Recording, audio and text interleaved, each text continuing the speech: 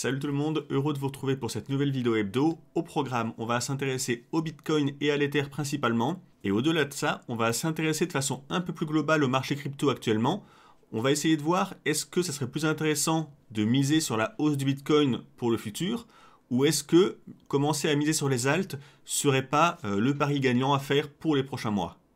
Avant de débuter avec l'analyse sur le Bitcoin, un petit mot pour vous dire que le concours de trading Diabolo reprend à partir de décembre.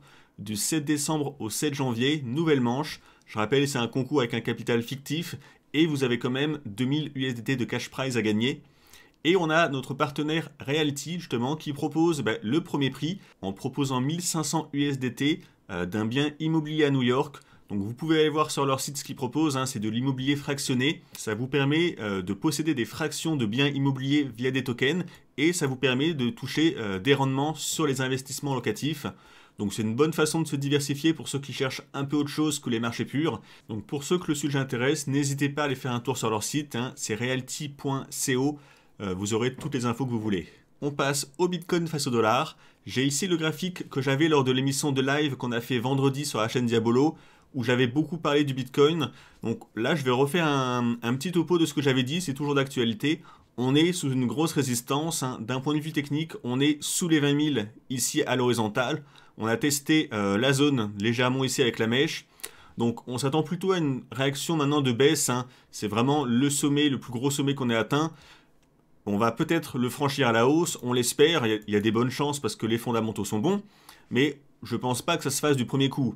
Là on l'a testé. Ça serait quand même assez surprenant qu'on le franchisse du premier coup à la hausse et qu'on explose à 30 000 ou encore au-dessus.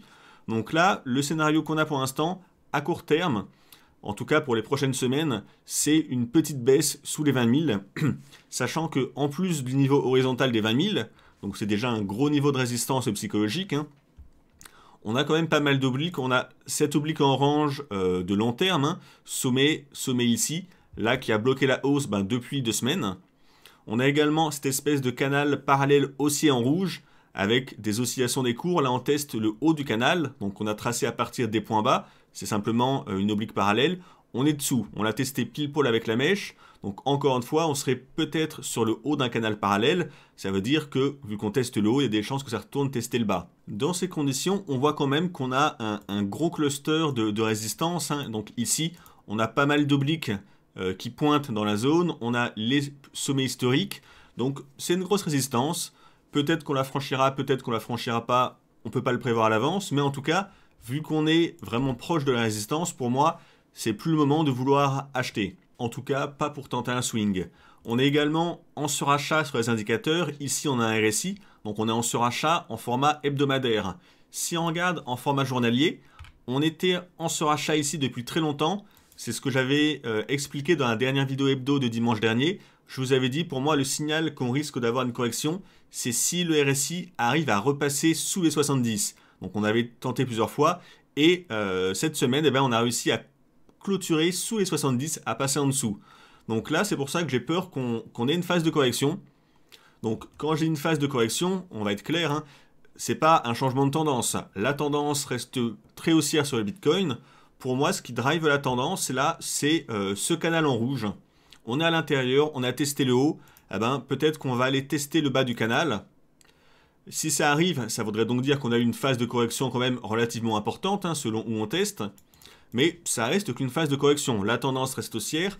Pour moi, tant que ce canal haussier tient, il faut rester acheteur sur le Bitcoin pour ceux qui jouent en swing. Par contre, méfiance, si vous avez acheté récemment dans la dernière phase de hausse, si on corrige, vous allez vous faire sortir. Pour moi, il y a 2 niveaux que je guette pour les corrections. Donc là, je répète un peu ce que j'ai dit pendant la vidéo du live de vendredi. C'est 2 niveaux. Ce premier niveau ici, ça nous ramènerait à 17 770 à peu près. Ça correspond à cet oblique en bleu. Donc cet oblique, c'est le point bas ici, retesté ici, qui a bloqué les points hauts ici et là, qu'on a retesté ici en point haut. On est passé au-dessus. Maintenant, on pourrait prendre appui en revenant par-dessus s'appuyer. Et on a également dans la même zone, donc dans le carré ici, on a un Fibo à 23,6%. Donc c'est toute cette vague de hausse. On a retracé à la baisse 23,6. C'est le premier Fibo qu'on prend en compte.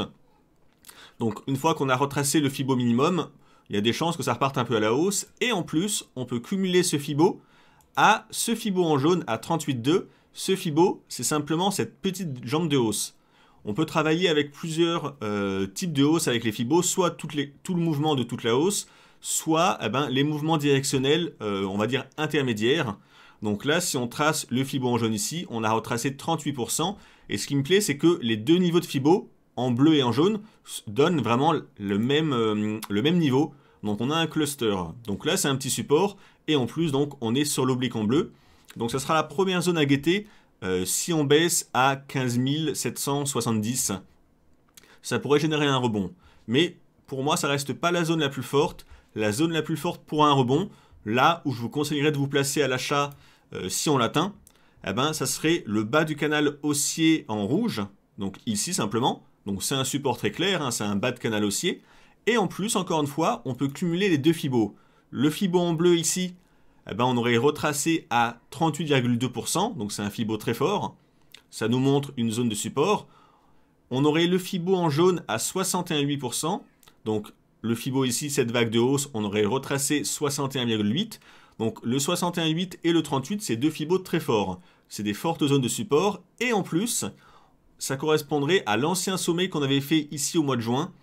Donc l'ancien sommet qu'on a franchi à la hausse, on revient prendre appui dessus et ça peut repartir à la hausse. Donc là, on a vraiment un cluster énorme pour moi. Deux Fibos importants en plus. Le bas du canal haussier en rouge et les anciens sommets à l'horizontale. La zone, c'est 13 500 grosso modo. Pour moi, c'est la zone sur laquelle on pourrait recharger ou acheter, si vous n'êtes pas déjà acheteur, pour repasser long, pour viser vraiment un rebond. C'est la zone la plus forte. Donc voilà pour les plans sur le Bitcoin. Hein. Donc c'est un peu ce que j'avais dit vendredi déjà. C'est les deux zones qui m'intéressent. À court terme, 15 770. Et à long terme, si jamais on y vient, hein, ça ne veut pas dire qu'on va venir, mais si on y venait, la zone des 13 500 serait super intéressante pour tenter d'acheter en swing, pour tenir la position, en espérant qu'on finisse par casser les 20 000 peut-être en 2021. À plus court terme, j'ai pas grand chose à vous dire. Hein. En format journalier, on voit que ça rebondit un peu, mais méfiance, hein, n'oubliez pas que le week-end, le marché des futurs est fermé. Si on regarde la bougie sur les futurs, donc les futurs CME, hein, on voit qu'on est toujours super baissier. On a clôturé à 16 925. Là, c'est une bougie hyper baissière. Hein. Donc vous savez que maintenant que les futurs ont un poids assez important sur le Bitcoin, même si ce n'est pas le vrai Bitcoin, du coup là, sur le futur, c'est hyper baissier. Donc même si on est en train de faire un petit rebond sur ce week-end sur les marchés crypto, pour moi, ce rebond, il faudra vraiment voir ce que vont faire les futurs à l'ouverture lundi en début de semaine. Donc méfiance avec la hausse. Hein. Dans tous les cas, la hausse qu'on a ici, je vois pas grand-chose à en faire. Hein. On a toujours la super résistance au-dessus vers les 19 000. Soit vous essayez de trader à très court terme pour prendre quelques pourcents, mais pour moi, c'est pas intéressant. Hein. Ce qui m'intéresserait vraiment maintenant, c'est une correction au moins à 15 770 pour commencer à vouloir reprendre des achats. On passe maintenant à l'Ether face au dollar en format hebdomadaire. Alors l'Ether est super haussier, hein, comme l'est le Bitcoin.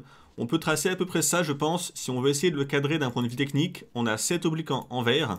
Alors le point de départ de l'oblique là est pas génial, hein. Normalement il faut un sommet, mais malgré tout c'est une petite mèche haute. Et ce qui est intéressant, c'est que quand on la relie au point haut suivant ici, lui qui est très pertinent pour le coup, on voit qu'elle a bien marché par la suite. Elle a canalisé pile poil les bougies ici, les sommets, et elle a bloqué la hausse. Là pareil, on est revenu dessous, on a bloqué. Donc on voit qu'elle est quand même bien prise en compte par le marché. Et on a fini par la casser à la hausse la semaine dernière, donc franchissement haussier, breakout, et maintenant on est sous un espèce de canal haussier en rouge. Un peu comme sur le Bitcoin, hein, quand vous pouvez travailler avec des canaux, n'hésitez pas. C'est ça qui vous montre vraiment la tendance. Donc on a une belle tendance haussière. On a tracé l'oblique haute à partir du point haut qu'on a simplement relié au suivant. Et ça a parfaitement canalisé la hausse. Hein. Alors parfaitement, on a fait une grosse mèche au-dessus. Mais on voit qu'en clôture hebdomadaire, les cours sont toujours à l'intérieur du canal. On a méché au-dessus 2 fois, la semaine dernière et cette semaine. Et là, on a clôturé en dessous. Donc c'est un peu comme pour le Bitcoin. Ça me donne pas envie d'acheter maintenant de l'Ether immédiatement parce que on est simplement sous la résistance du haut du canal. Donc il y a des chances que ça corrige. Si ça corrige, ça j'en avais déjà parlé aussi, on aurait un bon point d'achat. Donc pour moi c'est le meilleur point d'achat, en tout cas le meilleur point d'achat proche, ça serait ici, le cluster du bas du canal haussier. et le cluster avec l'oblique en verte qu'on a cassé à la hausse. On viendrait simplement retester par au-dessus avant un possible redémarrage de la tendance haussière. Donc la zone, c'est les 485 grosso modo, hein. Ça serait une zone intéressante pour chercher des achats. Alors, je ne sais pas si elle fera rebondir, hein. Si on regarde un peu les indicateurs, on a quand même un début de divergence baissière sur l'Ether, hein, qui est assez visible, hein. Ici, le sommet avec le sommet plus bas suivant. Et sur les cours, on avait un nouveau sommet plus haut. Donc divergence baissière, ça indique en général une phase de correction à venir. Donc si on corrige, tant mieux, on aura un meilleur point d'entrée vers 485 pour tenter d'acheter. On a également, si on veut analyser de façon un peu exhaustive, hein, si on prend toute la vague de hausse qu'on a fait sur le Bitcoin à partir des sommets ici, et qu'on relie au point bas qu'on a fait ici à 75 grosso modo, on voit qu'on a retracé pile poil 38%. Donc le 38 ici, hein, 38,2, on est dessous. Donc là, c'est vraiment un cluster de résistance, un peu comme à l'image de ce qu'on a sur le Bitcoin, hein. On avait une forte zone de résistance, on la retrouve également sur l'Ether, haut de canal haussier, plus premier test du Fibo. Les premiers tests sont en général importants avec les Fibo, surtout sur les grandes vagues. Là, on a pris la plus grande vague de baisse qu'on puisse avoir sur l'Ether. C'est la première fois qu'on reteste le Fibo 38 en rebondissant à la hausse. Donc souvent, ces premiers tests, ça ne veut pas dire que la tendance va changer, mais c'est quand même très fréquent qu'on ait au moins une phase de baisse après avoir testé le Fibo pour la première fois. Si on remonte après et qu'on retourne attaquer, peut-être qu'on le franchira, mais c'est extrêmement rare de réussir à franchir du premier coup ce premier Fibo. N'hésitez pas à expérimenter par vous-même, hein. Vous prenez un Fibo, vous le tracez sur une vague de hausse ou de baisse et vous verrez sur le Fibo 38, le premier Fibo important, on a quasiment toujours une réaction. Là, si je prends le point bas et la petite vague de hausse jusqu'au sommet ici, si on regarde, on a retracé à la baisse ici au Fibo 38, ça a hésité dessus, c'est reparti dans le sens de la tendance. Et on retrouve ça vraiment dans quasiment toutes les vagues, hein. Si je prends la vague de baisse intermédiaire qu'on avait ici, donc pas la grande qu'on a au-dessus, mais celle-ci, vague de baisse, on a corrigé à la hausse, Fibo 38% ici, ça a bloqué la hausse qu'on a eue à ce moment-là, et on est reparti assez sévèrement à la baisse. Donc soit c'est un support, soit c'est une résistance. Là, en l'occurrence, notre Fibo actuel, c'est une résistance à la hausse. C'est le premier test, donc c'est pour ça que j'ai peur qu'on fasse un mouvement de correction. Enfin peur, j'en ai pas peur, mais c'est une éventualité qui est assez forte en termes de probabilité. Peut-être qu'on va revenir ici, dans ce cas-là, on aura un bon point d'achat pour tenter de rentrer. Si jamais on devait casser le canal rouge comme ça à la baisse, dans ce cas-là, méfiance, hein, on pourrait retracer encore plus bas, on aurait d'autres niveaux plus bas. On verra ça en temps et en heure, hein. Pour l'instant, on en est relativement loin, c'est pas la peine qu'on fasse des plans sur la comète. Mais voilà, notez pour moi sur l'Ether, hein, le premier niveau qui m'intéresse, c'est la zone des 485 pour se placer à l'achat. Si jamais elle cède, on aura d'autres zones plus bas, on verra ça en temps et en heure. Maintenant qu'on a regardé un peu les niveaux techniques qu'on avait sur le Bitcoin et l'Ether, on va s'intéresser d'une façon un peu plus générale au marché crypto. Là, on est sur le BTC dominance. Ce qu'on voit ici, c'est que le market cap du Bitcoin est plutôt baissier par rapport à l'ensemble du marché crypto. Ce qui peut vouloir dire que les alts vont plus performer que le Bitcoin. Donc, tant qu'on est dans le canal baissier, la probabilité la plus importante, c'est que la baisse se poursuive. Si on finit par en sortir à la hausse un moment ou un autre, là, le Bitcoin pourrait revenir en force, mais tant que c'est pas fait, là on parle vraiment en termes de probabilité de stats, dans un canal baissier, les cours ont plus de chances de continuer à baisser qu'en sortir par le haut. Donc c'est ce qu'il faut suivre, je pense, pour avoir un peu une idée de ce que peut faire le marché et de ce que peuvent faire les alts dans le futur. Là, on voit que c'est baissier. Le Bitcoin a pas mal de chances de continuer à baisser, donc en termes de dominance, hein, et donc les alts pourraient s'apprécier. On voit aussi qu'on a des mouvements assez fréquents ici. Si on regarde les différents sommets qu'on a, regardez ce sommet qu'on avait fait ici, si on zoome un peu, on voit que quand on fait un sommet, ça hésite, et on a souvent une mèche haute comme ici. Vous voyez la mèche haute qu'on a fait qui était au-dessus du sommet précédent, légèrement. C'est souvent pour chasser, et une fois qu'on a chassé les acheteurs en faisant croire qu'on repartait à la hausse, ça repart franchement à la baisse. On a fait un peu le même schéma ici, si on regarde à ce niveau-là. On fait un sommet, ça commence à baisser, puis explosion à la hausse, on dépasse le sommet et ça repart franchement à la baisse. Et là, ce qu'on a actuellement, on a fait un sommet, ensuite ça commence à baisser, on fait une mèche haute au-dessus du sommet et là ça repart à la baisse. Donc c'est pas parce que ça s'est passé avant que ça va se reproduire forcément, mais si on regarde quand même, là, cette mèche haute qu'on avait fait au-dessus, ça a annoncé la baisse ensuite. La mèche haute qui a annoncé une belle baisse par la suite. Donc là je dis attention, on a fait une mèche haute au-dessus du sommet. Est-ce que ça annoncerait une nouvelle phase de baisse? D'un point de vue graphique, c'est plutôt logique, hein. On a le canal baissier en bleu, on irait chercher le bas du canal. Et là, d'un point de vue technique, on a fait une mèche haute comme avant, donc je pense qu'il y a quand même des risques de baisse sur la domination. Du coup, je pense que se placer sur la ZALT pourrait être un bon plan, tant qu'on reste dans le canal baissier ici sur le BTC dominance. Si on regarde les autres actifs qu'on peut regarder pour avoir une idée un peu globale du marché, là, le total, donc la capitalisation boursière totale des cryptos, on voit qu'elle est très haussière. Donc c'est bon pour le marché crypto, donc là ça comprend toutes les cryptos majeures. Hein. On a même fait un double creux ici, point bas, on a franchi la ligne de coup, donc techniquement c'est très haussier.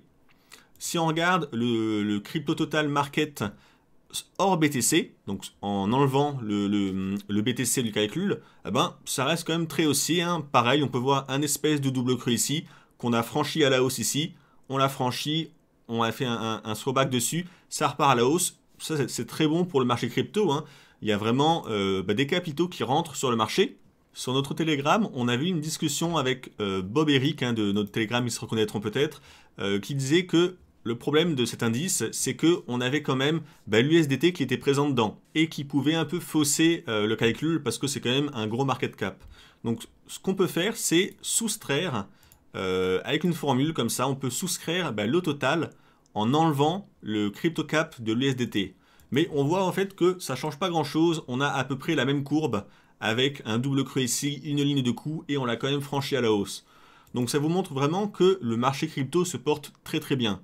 Donc la grande question dont on parlait au début, c'est vu que le marché se porte bien, on a toutes les raisons du monde de vouloir être acheteur pour du long terme sur les cryptos. Et est-ce qu'il faut mieux viser le Bitcoin ou les alts? Quand on regarde la BTC dominance, je serais plus enclin pour l'instant, moi, à miser sur les alts pour qu'ils surperforment. Et pour finir, on va regarder justement la paire Ether face au Bitcoin. Donc ce qu'on voit, on est en format hebdomadaire, c'est que la paire est plutôt haussière. Hein. Malgré la super performance du Bitcoin des derniers mois, l'Ether n'est pas en reste, on est dans un canal haussier en rouge. Donc ça veut dire que l'Ether concrètement surperforme le Bitcoin. Et on a fait une phase de correction depuis maintenant quelques mois. On a testé le haut de l'oblique ici. Ça rebaisse, donc phase de correction. Et là, on est proche du bas du canal.